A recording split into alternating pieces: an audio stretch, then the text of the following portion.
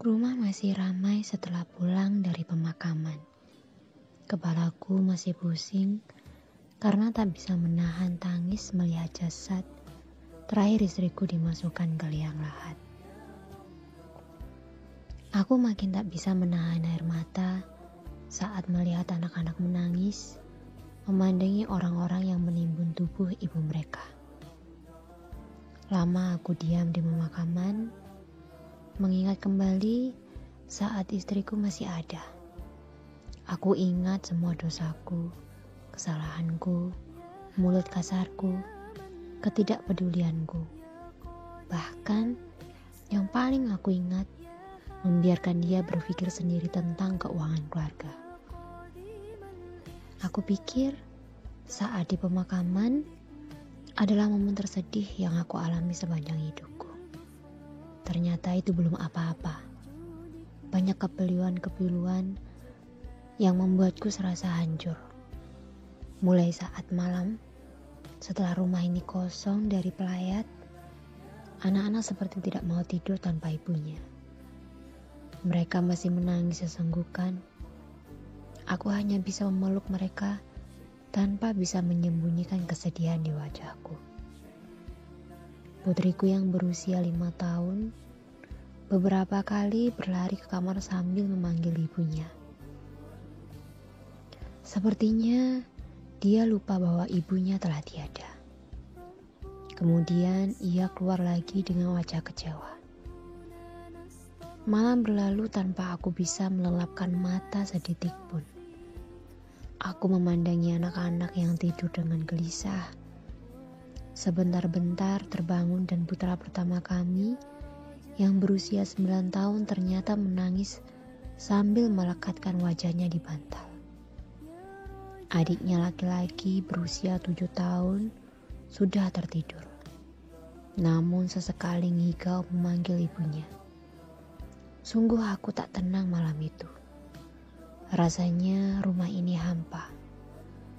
Beberapa hari masih dengan suasana yang sama, masih ada kerabat yang membantu masak dan menyapu rumah hingga hari ketiga. Masih banyak tetangga yang memeluk dan menguatkan anak-anak. Hingga tibalah hari yang membuat aku amat sedih, yaitu hari ketiga mereka mulai masuk sekolah. Pagi itu mereka semua sudah bangun. Aku kebingungan. Anak-anakku juga seperti bingung mau berbuat apa. Biasanya pagi kami selalu dibangunkan, disuruh mandi dan sholat, disiapkan pakaian, dibuatkan sarapan, dan kami berangkat dalam keadaan rapi dan perut yang sudah kenyang. Hari ini semua kami hanya diam. Aku menyuruh anak-anak melihat makanan di kulkas.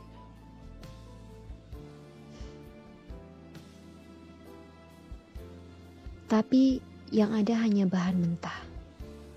Rumah yang biasanya rapi nampak berantakan. Aku pergi membeli sarapan untuk kami berempat.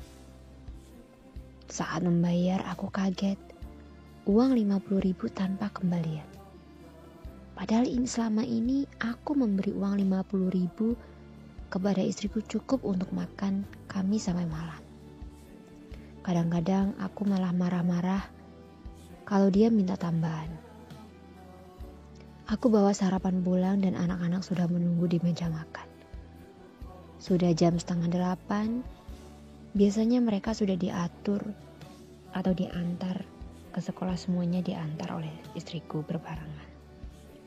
Sementara aku baru pulang beli sarapan. Dalam hati, kalau terlambat, semoga dimaklumi karena habis kemalangan. Saat mau makan, aku tidak tahu di mana piring dan sendok. Di mana letak gelas. Saking aku yang selalu dilayani semua oleh istri. Aku makin merasa kacau saat jam sudah menuju jam 8 dan anak-anak belum terantar semua. Aku benar-benar kehilangan seorang dewa dalam rumah kami. Inikah yang selama ini dilakukan istriku? Mengapa aku selalu menganggap dia tak ada kerja?